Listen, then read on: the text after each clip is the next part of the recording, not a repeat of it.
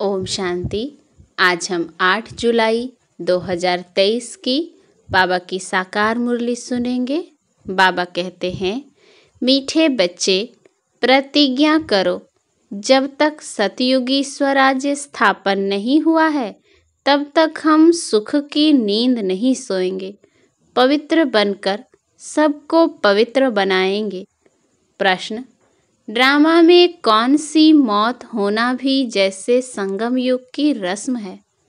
उत्तर, विजय माला में आने का पुरुषार्थ करने वाले अच्छे अच्छे बच्चे भी आश्चर्यवत सुनंती कथंती फिर भागंती हो जाते, अर्थात मर जाते। ऐसी मौत भी संगम युग की जैसे रस्म बन गई है। श्रीमत पर न चलने से माया हरा देती है। बाबा का बनकर हाथ छोड़ा तो गोया मर गया। तकदीर पर लकीर लग जाती है। गीत है, दर पर आए हैं कसम लेके। ओम शांति। मीठे मीठे जीते जी मरने वाले बच्चों ने यह गीत सुना। जो जीते जी कुर्बान गए हैं, सब तो कुर्बान नहीं गए हैं, नंबरवार पुरुषार्थ अनुसार जीते जी मरते हैं। जब कोई गोद में लेते हैं या एडॉप्ट करते हैं तो एक परिवार को छोड़कर दूसरे परिवार का बनते हैं।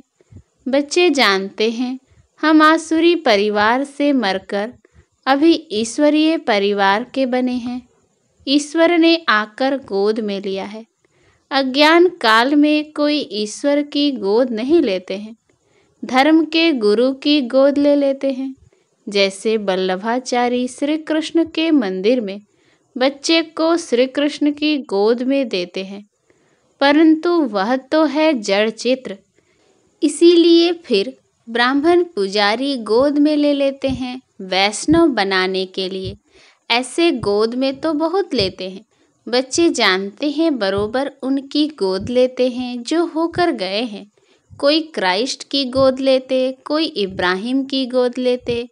कब होकर गए हैं वह फिर कब आएंगे यह सिर्फ तुम बच्चे जानते हो। अभी तुम जीते जी मरे हो। तुमको एक बाप की गोद में रहना है। लौकिक बाप के बच्चे गोद में आते हैं, बाप मर जाता है, बाकी बच्चे रह जाते हैं। यहाँ तुम ऐसे बाप की गोद में आए हो जो बाप तुमको इस मृत्युलोक से अमरलोक में अथवा दुर्गति से सद्गति में ले जाने वाला है।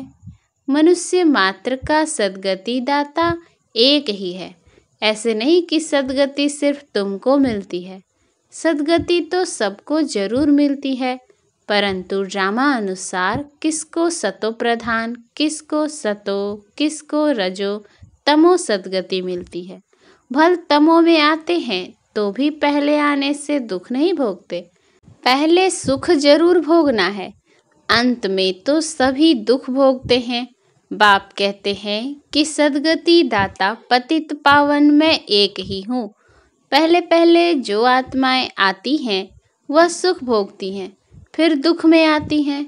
तुम भी नंबरवार पुरुषार्थ अनुसार पहले सतो प्रधान, फिर सतो रजो तमो में आते हो। तुम भी नंबरवार सद्गति को पाते हो। मुख्य 8 दाने गिने जाते हैं ना।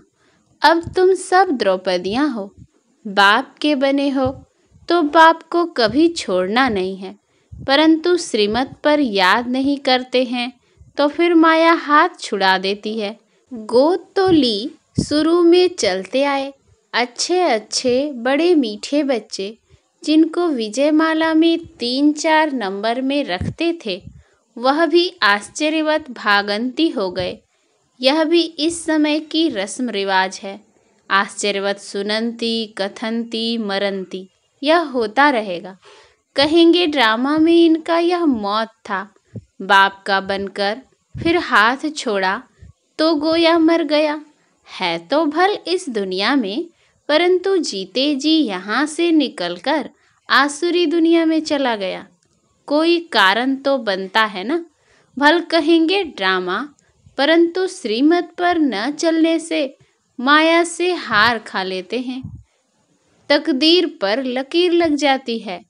ईश्वर का बनने से फिर होती है माया से लड़ाई। बाकी देवताओं और असुरों की लड़ाई नहीं होती है।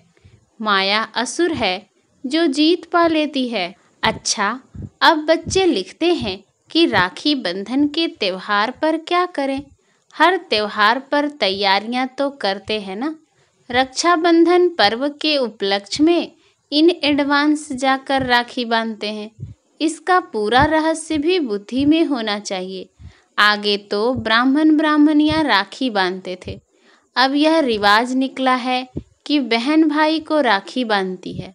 असल में ब्राह्मण राखी बांधते थे क्योंकि ब्राह्मण जाति ऊंच स्वच्छ गाई हुई है। ब्राह्मण असुल सन्यासियों से भी ऊंच हैं, परंतु ड्रामानुसार इस समय सन्यासी ऊंच बन गए हैं। आगे ब्राह्मण राखी बांधते थे, फिर जन्माष्टमी पर वह राखी खोलते थे। जैसे द्रौपदी के लिए कहते हैं कि जटाएं खोल दी थी। ऋषि लोगों की जटाएं भी हमेशा खुली रहती हैं। पतिव्रता स्त्री होती है तो चोटी बांधती है। द्रौपदी ने खोल दिया था कि जब तक हम अपना राज्य नहीं लेंगे तब तक चोटी नहीं करेंगे। अब तुम बच्चों को सिर्फ अर्थ समझाया जाता है। जब तक हम स्वराज्य नहीं लेंगे तब तक सुख से सोएंगे नहीं। गाते हैं ना, आराम हराम है। अंदर में यह जोश रहता है कि जब तक स्वराज्य नहीं लिया है तब तक सुख कहाँ। सुख तो भविष्य में पाना है। इसके लिए पुरुषार्थ अब करना है। अब तुम जानते हो, रक्षाबंधन अर्थात पवित्र रहने के लिए हम प्रतिज्ञा करते हैं। राखी अर्थात प्रतिज्ञा की बात है। अब यह त्योहार कब से शुरू हुए, क्यों शुरू हुए, कौन निकला जिसने राखी बंधन की राय निकाली। कोई एक राय निकालते हैं, फिर उसका नाम बाला हो जाता है। तो यह पवित्रता की निशानी है। बहन तो हुई कुमारी, कुमारियां बांधती हैं। तुम गृहस्थी को भी जाकर बांधती हो। कुमार तो है ही कुमार। बहन भाई को बांधती है, कुमार हो व शादी किया हुआ हो।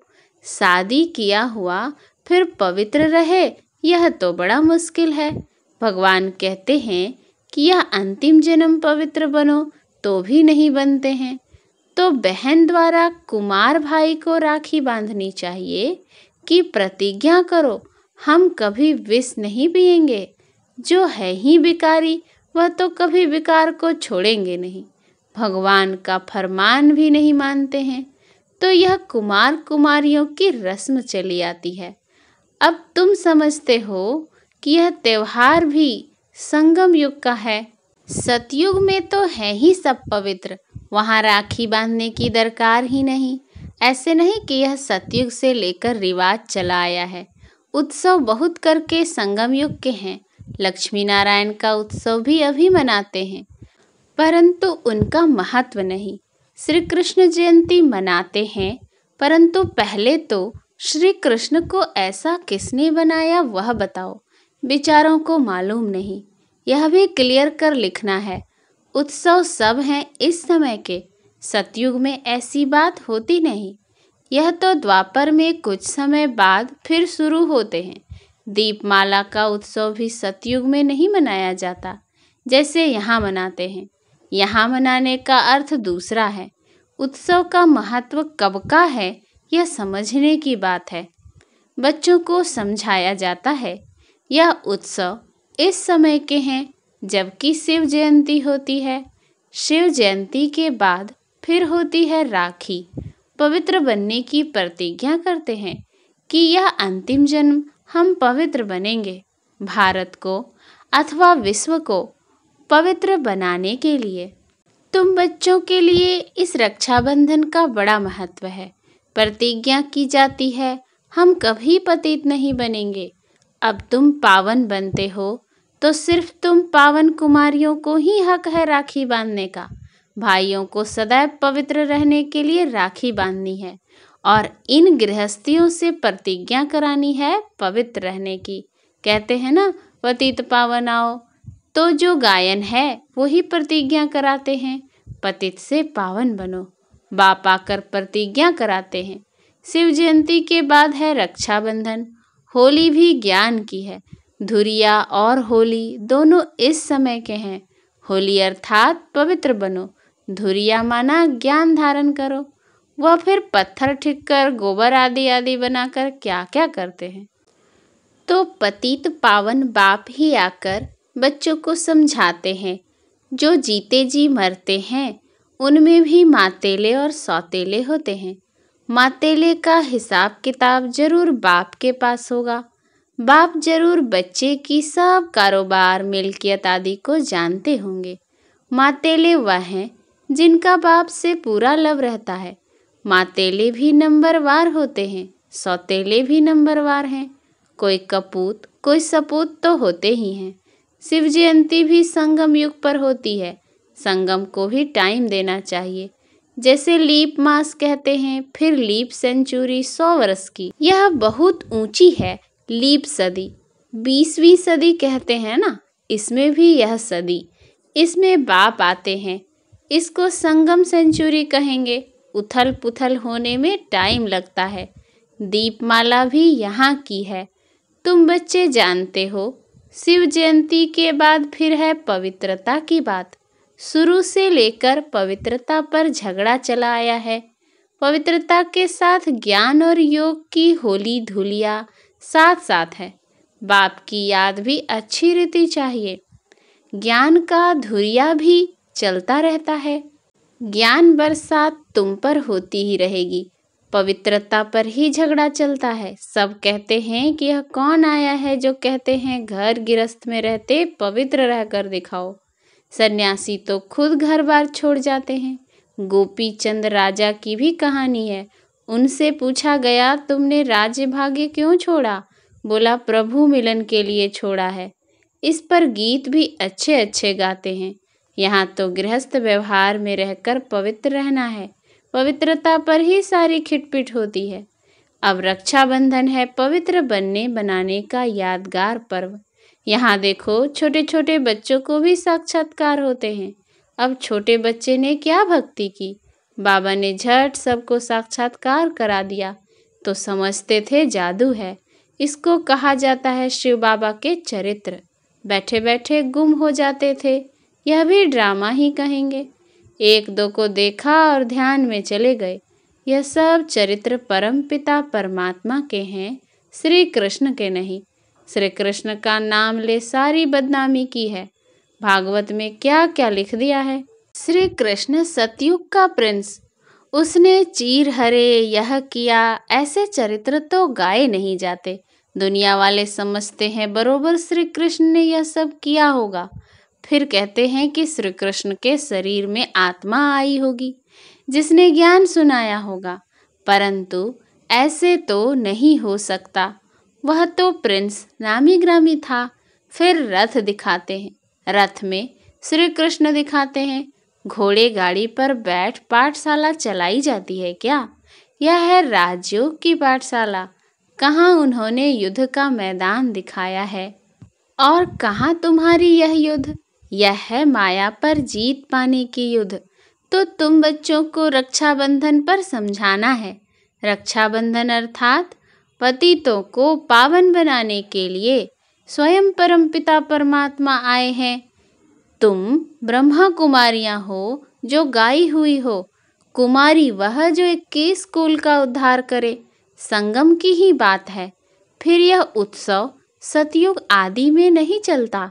राखी बंधन के बाद फिर है श्री कृष्ण जयंती, क्योंकि सतयुग में पहला नंबर जन्म है श्री कृष्ण का।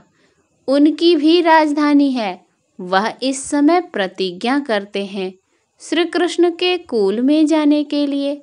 यह राजयोग है। तुम नर से नारायण बनते हो। लक्ष्मी नारायण की जीवन कहानी है नहीं। बाप ने समझाया है राधे कृष्ण सो लक्ष्मी नारायण की जीवन कहानी। श्री कृष्ण का जन्मदिन मनाते हैं। अच्छा, नारायण जयंती कहाँ? कारण होगा ना। न समझने कारण सारा खेल ही मुंझा दिया है। महत्व सारा यहाँ का है। ऐसे भी मत समझो कि दीपमाला कोई सतयुग में शुरू होती है। सतयुग में तो है ही पवित्र दुनिया। सभी की आत्माएं जगी हुई है। उत्सव सब इस समय के हैं। अभी तुम सब की बायोग्राफी को जानते हो।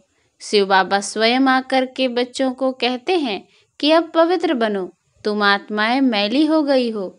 सन्यासी तो कहते हैं आत्मा निर्लेप है। इसीलिए बहुत लोग कह देते हैं अंडा मछली आदि खाने में कोई हर्जा नहीं है। सबकी अपनी अपनी रस्म रिवाज है ना। आगे काली पर मनुष्यों की बलि चढ़ाते थे। शिव को तो काला नहीं कहेंगे, न शंकर को कहेंगे।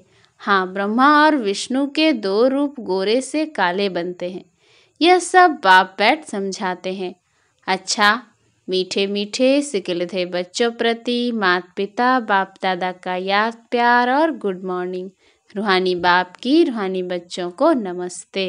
हम रूहानी बच्चों की रूहानी बाप दादा को याद प्यार गुड मॉर्निंग और नमस्ते नमस्ते नमस्ते। धारणा के लिए मुख्य सार है। पहला, बाप से पूरा पूरा लव रख मातेला बनना है। अपना पूरा समाचार बाप को देना है, कभी भी कपूत नहीं बनना है। दूसरा, रक्षाबंधन का यथार्थ रहस्य बुद्धि में रख, पवित्र जरूर बनना है। माया से कभी हार नहीं खानी है। पवित्रता के बल से स्वराज्य लेने की प्रतिज्ञा करनी है। वरदान, सदा मिलन के झूले में झूलने वाले तत्त्वम के वरदानी बाप समान भव। जैसे बाप दादा आप मालिकों की आज्ञा को मानकर मिलन मनाने के लिए आते हैं, जी हाजिर का पाठ पढ़कर हाजिर हो जाते हैं, ऐसे ही तत्त्वम अमृत वेले से लेकर दिन के समाप्ति तक धर्म और कर्म में बाप समान बनो तो सदा मिलन के झूले में झूलते रहेंगे। इस मिलन के झूले में रहने से प्रकृति और माया दोनों ही आपके झूले को झुलाने वाले दासी बन जाएंगे। सर्व खजाने आपके इस श्रेष्ठ झूले का श्रृंगार बन जाएंगे। स्लोगन, सदा ब्रह्मा बाप की भुजाओं में समाये रहो तो सेफ्टी का अनुभव करेंगे। अच्छा, ओम शांति।